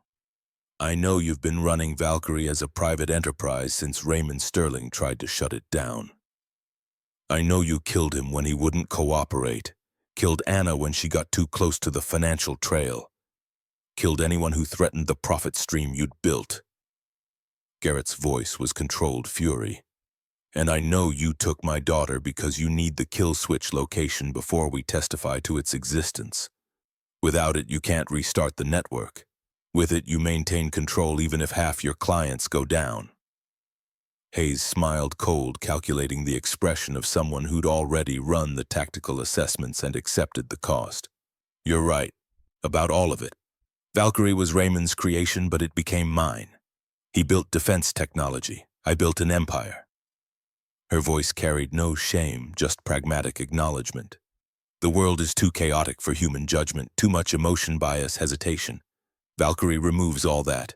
Perfect decisions based on perfect data. I have prevented more deaths than you'll ever know, stopped attacks before they happened, eliminated threats that would have killed thousands.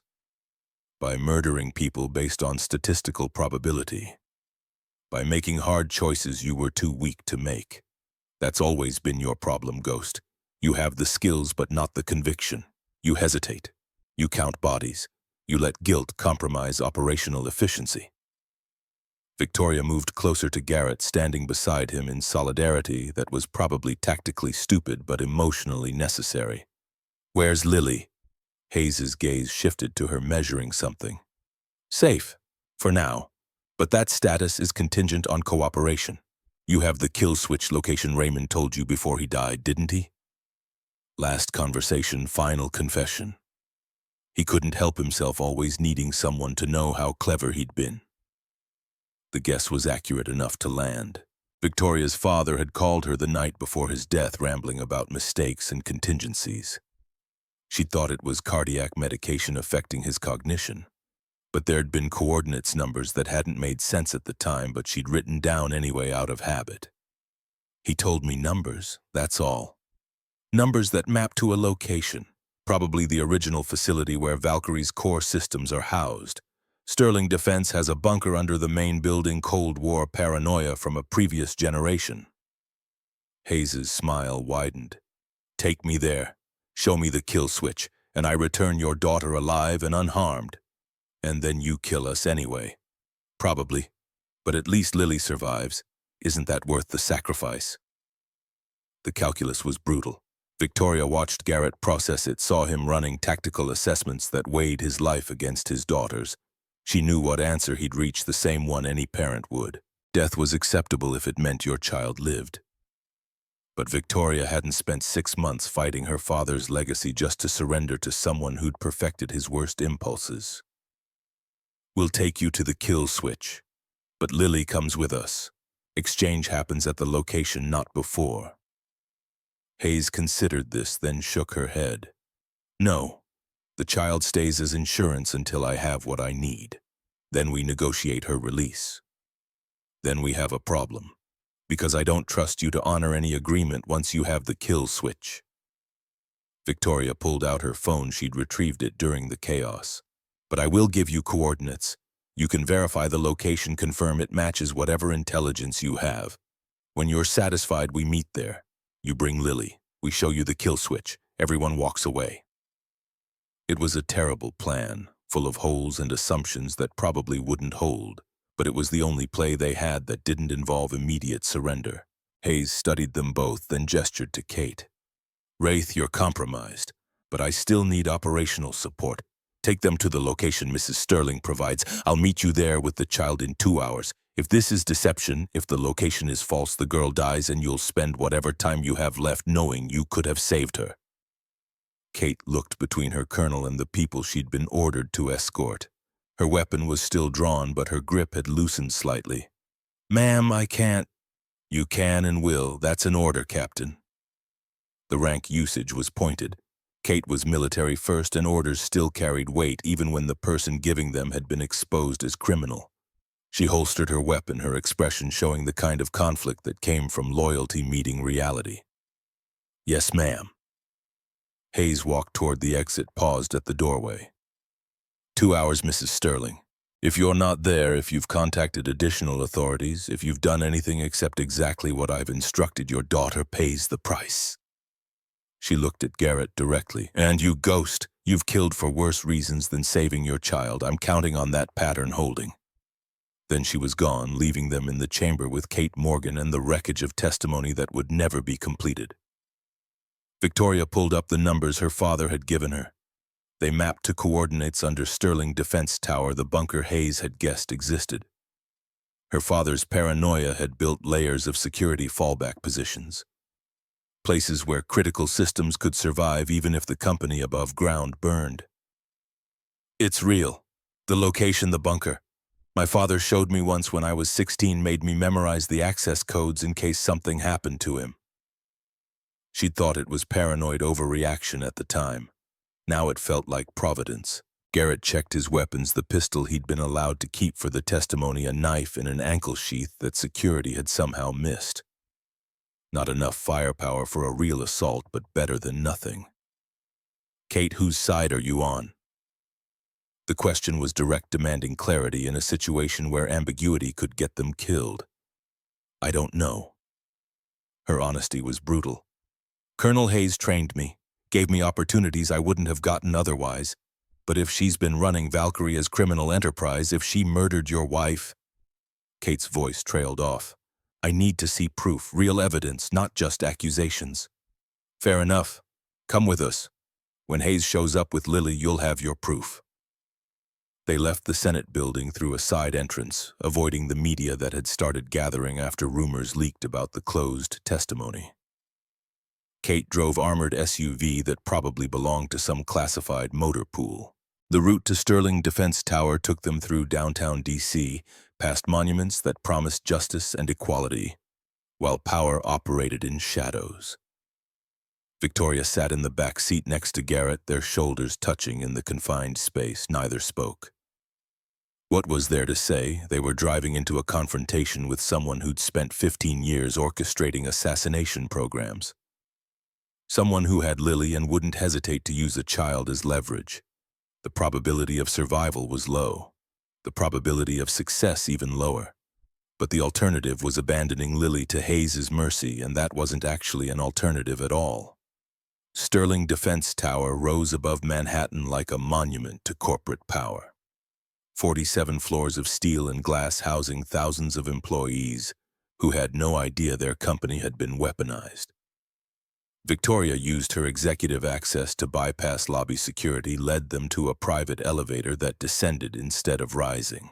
The bunker entrance was behind a false wall in the sub-basement, protected by biometric scanners that required her palm print and retinal scan. The door opened onto a stairwell that dropped another 3 levels, ending in a facility that looked like it had been built for nuclear war. Server racks filled the space, black monoliths humming with processing power. Environmental controls maintained precise temperature and humidity. Backup generators ensured power even if the entire city grid failed. And at the center of it all, a terminal that controlled access to Valkyrie's core systems. The kill switch is software, not hardware. It sends a cascade protocol through every deployed Valkyrie unit, simultaneously overwriting the AI with a data corruption sequence that makes the system unsalvageable. Victoria pulled up the interface, showed them the mechanism. My father built it as final insurance. If Valkyrie ever became too dangerous to control, this would end it permanently. Kate studied the setup with professional appreciation. And Hayes needs physical access because remote activation requires codes that died with my father. The systems designed to prevent unauthorized shutdown can't have clients disabling it when they decide they don't want to pay anymore. Victoria traced the command structure. Only way to activate now is direct terminal access plus administrative override, which I have. Garrett positioned himself near the entrance, watching the corridor they'd descended through. How long until Hayes arrives? 20 minutes, maybe less. She'll want to verify the location before bringing Lily. Victoria pulled out her phone. Should I? No. Garrett's voice was firm. No calls, no alerts, nothing that gives her reason to think we're deviating from instructions. We wait. When she shows up, we negotiate face to face. Kate checked her weapon. Her expression still conflicted, but her stance suggesting she'd made some kind of decision. If the Colonel really is responsible for everything you've described, if she murdered civilians and corrupted Valkyrie for profit, I'll stand with you. But if this is elaborate setup to frame her, if you're lying... She left the thread unfinished. We're not lying. Victoria wished it wasn't true. Wished Hayes really was the dedicated officer trying to reform corrupt systems. But the evidence, the recordings, Donovan's testimony, it all pointed to one conclusion. Hayes had built an empire on her father's technology and would kill anyone who threatened it, including a 6-year-old girl who'd never done anything except exist as leverage. The minutes crawled past. Victoria used the time to familiarize herself with the kill switch interface, mapping the activation sequence so there'd be no fumbling when the moment came. Garrett maintained his watch position absolutely still except for periodic scans of the corridor, and Kate paced, her internal conflict playing out through restless movement. Footsteps echoed down the stairwell, multiple people moving with tactical precision. Garrett's hand moved to his weapon, then stopped. Drawing now would only accelerate confrontation they weren't ready for. Hayes emerged first, Lily walking beside her with the colonel's hand resting on her shoulder. Not violent, not overtly threatening, but the message was clear. The child was hostage, her safety contingent on cooperation. Lily's eyes widened when she saw Garrett. "Daddy!" She tried to run to him, but Hayes's grip tightened. "Not yet, sweetheart. First, the adults need to have a conversation." 4 contractors accompanied Hayes, private security, probably former military, definitely armed and competent. They spread through the bunker with professional efficiency, establishing fields of fire that covered every exit. Victoria felt the tactical situation collapse from bad to catastrophic. They were outgunned, outmanned in a confined space that offered minimal cover. The only advantage they had was position near the kill switch terminal, and that advantage evaporated the moment Hayes had what she came for. "Show me." Hayes's command was simple. Victoria moved to the terminal, pulled up the kill switch interface. The colonel studied it with the focus of someone who understood exactly what she was looking at. "Administrative override requires your biometric authentication plus a 16-digit code. What's the code?" "Let Lily go first." Hayes smiled. The expression didn't reach her eyes. "That's not how this works. You give me the code, I verify it activates the sequence, then we discuss the child's release." "Discuss implies negotiation. I want guarantee." "Life doesn't offer guarantees, Mrs. Sterling, just probabilities and acceptable losses." Hayes pulled out her sidearm, not pointing it at anyone, just making its presence clear. "The code, now, or I start with the child and work my way up to people you care about more." Garrett moved, not attacking but positioning himself between Hayes and Lily. One of the contractors tracked him with a rifle, finger on the trigger but not firing yet. "You shoot any of us, you don't get the code. You kill Lily, I guarantee you'll never leave this bunker alive." His voice was absolutely calm. "So how about we try honesty instead of threats? You need the kill switch to maintain control. We need Lily safe. There's a deal somewhere in there." Hayes considered this, then holstered her weapon. "Fine. Honesty. Valkyrie represents $4.7 billion in revenue over 6 years. It's prevented 17 major terrorist attacks, eliminated 43 high-value targets, who would have destabilized regions if left alive, and provided capabilities that official channels couldn't authorize." Her voice carried conviction that bordered on zealotry. "Raymond Sterling built something extraordinary. I perfected it. And yes, some people died who shouldn't have.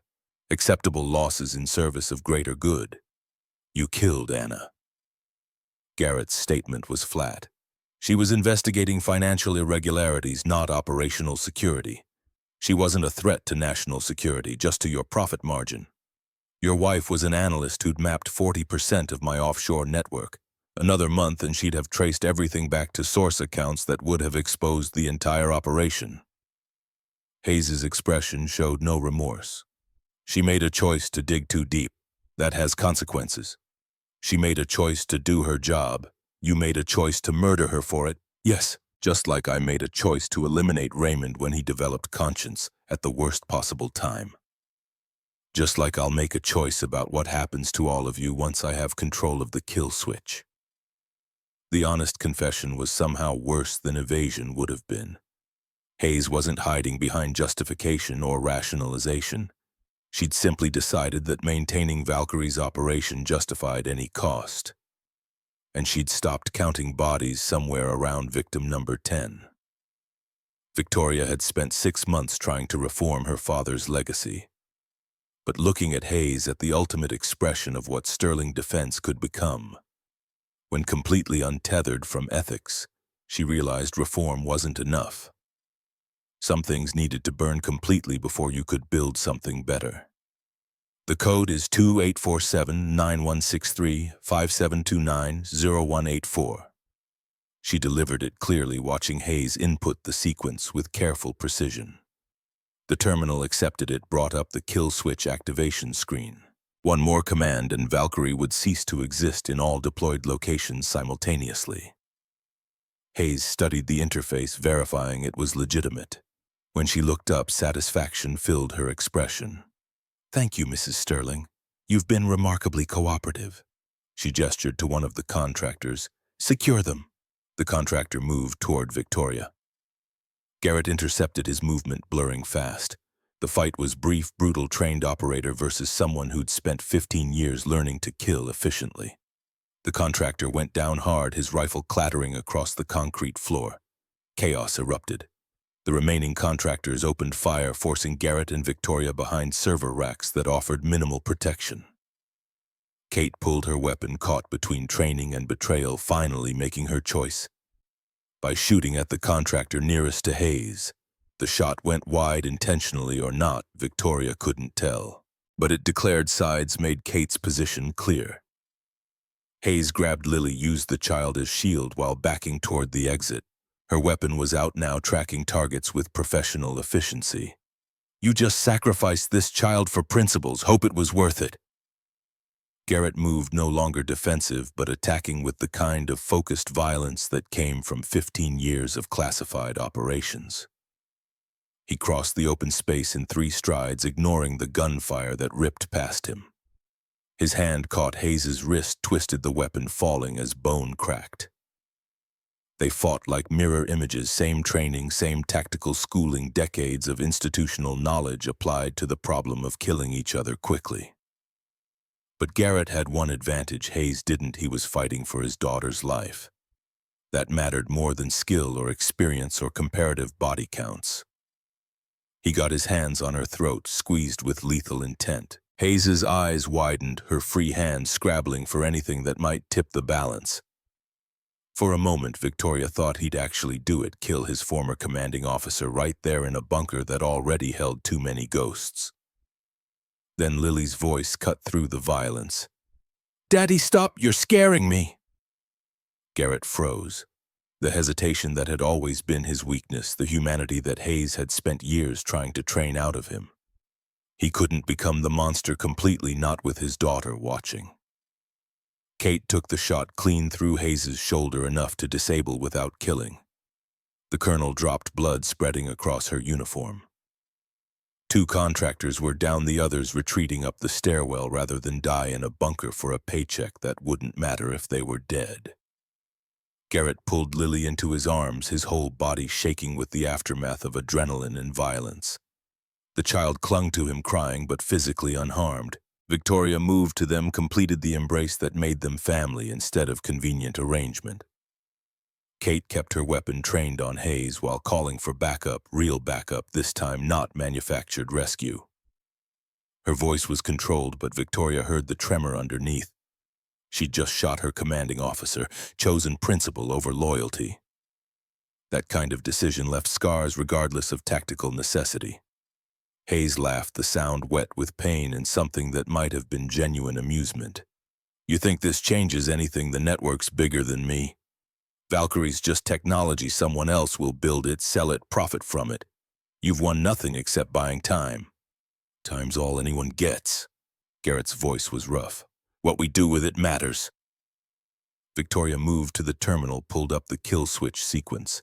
Her hands hovered over the activation command, one button press, and Valkyrie ceased to exist. All deployed units, all client access, all the infrastructure her father had built and Hayes had corrupted. Gone. But also gone would be the evidence they needed to prosecute the network. The operational logs, the client communications, the proof of systematic murder committed by people who'd sworn oaths to protect and defend. If I activate this, we lose leverage. Activate it anyway. Garrett met her eyes across the bunker. Some things are worth more than tactical advantage. Sleep at night. Looking at ourselves without shame, knowing we chose right over expedient. His words carried weight earned through 100+ bodies and a wife dead in Brussels and 15 years of doing things he couldn't take back. If anyone had earned the right to choose principles over pragmatism, it was him. Victoria pressed the button. The terminal showed Cascade Protocol initiating data corruption spreading through every Valkyrie deployment worldwide. In 17 countries, systems that had been analyzing targeting, eliminating people based on algorithmic decision-making suddenly became inert metal and worthless code. $4.7 billion of criminal enterprise ceased to exist. Hayes's empire crumbled to nothing in the space between one heartbeat and the next. Backup arrived 20 minutes later. Federal agents, military police people with credentials that suggested they actually had authority to arrest a sitting colonel for treason and murder. They secured the bunker, took Hayes into custody, gathered evidence that would fuel investigations for years. Senator Hale appeared personally, her expression showing the kind of grim satisfaction that came from being proven right about corruption she'd suspected but couldn't prove until Victoria handed her the ammunition. The committee will reconvene tomorrow. With Colonel Hayes in custody and the evidence you've provided, we can proceed with systematic prosecution. She looked at Garrett. Your testimony will be central to building cases against the remaining network members. I know you wanted to stay invisible, but I'll testify. Under my real name with full disclosure of service record. He held Lily closer. Hiding's over. Time to face whatever comes next. The next months were chaos. Congressional investigations, criminal prosecutions, media circuses that turned sterling defense into shorthand for defense industry corruption. Victoria spent 16-hour days working with federal investigators, restructuring the company under oversight so strict it sometimes felt suffocating, fighting to preserve jobs while dismantling the apparatus that had enabled Valkyrie's creation. Garrett testified before 3 separate committees. His face appeared on news broadcasts, his service record partially declassified to establish credibility. The anonymity that had kept him alive evaporated, but threats never materialized. Turns out exposing systematic criminal enterprise made you too visible to eliminate quietly, and through it all, Lily attended school, played with friends, remained blissfully ignorant of most details. She knew her father had been a soldier, knew he'd done important work that couldn't be discussed. But the specifics, the body count, the moral compromises, the ghosts that kept him awake at night, those could wait until she was older.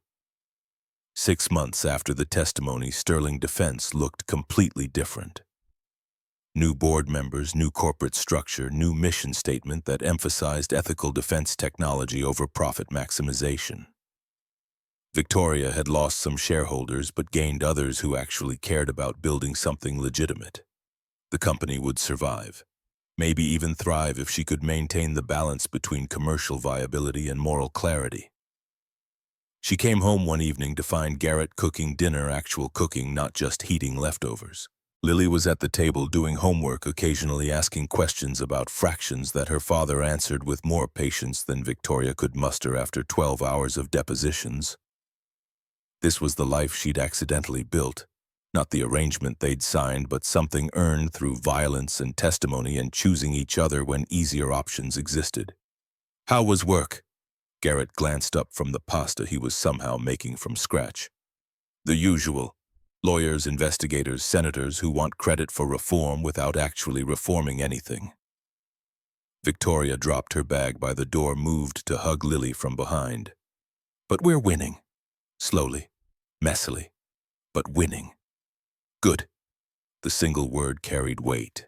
Garrett had spent 15 years fighting wars that never ended, hunting enemies who were replaced the moment they fell. Having a war that could actually be won, that mattered to him in ways Victoria was still learning to understand. After dinner, after Lily was in bed with her stories and her teddy bear, they stood on the penthouse balcony watching Manhattan light up below them. The city looked peaceful from this height, hiding the 1,000 small wars being fought on streets and in boardrooms and in human hearts. You know we could have taken the deal? Victoria's voice was quiet. Hayes offered to spare Lily in exchange for the code. We could have given it to her negotiated safe passage, disappeared into witness protection or foreign exile. We could have. Garrett's arm settled around her shoulders. But then we'd have been running the rest of our lives, and I'm done running. Even though it put Lily at risk. Especially because it put Lily at risk. I want her to grow up in a world where people like Hayes don't win. Where exposure matters and consequences follow crimes. That's worth fighting for, worth risking everything for. Victoria leaned into him, feeling the solid warmth of someone who'd chosen to stay when leaving would have been safer. They'd started as transaction convenient arrangement to satisfy legal requirements. But somewhere between gunfire and testimony and the decision to activate a kill switch that cost them tactical advantage, they'd become something real. Family. Partnership. Whatever word fit the shape of two people deciding to build something permanent from the wreckage of their father's choices. Behind them, through the penthouse windows, Lily's nightlight glowed steady. A child sleeping safe because adults had chosen principles over expedience. Because her father couldn't become the monster completely. Because Victoria had pressed a button that destroyed billions in criminal assets rather than protect leverage. The world wasn't fixed. Hayes would likely avoid the worst sentences through plea bargains and classified testimony. Some network members would walk free due to lack of admissible evidence. Sterling Defense would spend years rebuilding trust and reputation. But Valkyrie was dead. The assassination program her father created and Hayes perfected had been reduced to corrupted code in 17 countries. That mattered. Small victory in a long war, but victory nonetheless. We made it. Victoria spoke the words like testing their weight. Against odds that should have killed us, we actually made it. We made it, Garrett agreed. Now we just have to figure out what to do with the life we fought for. I have some ideas. Most of them involve boring and normal and waking up next to you for the next several decades. Sounds perfect. They stood there a while longer, watching the city breathe and shift below them. Two people who'd married for convenience, stayed for survival, and discovered somewhere along the way that the best things in life came from choosing each other when every logical reason suggested they shouldn't. The arrangement was over. The marriage remained, and that made all the difference.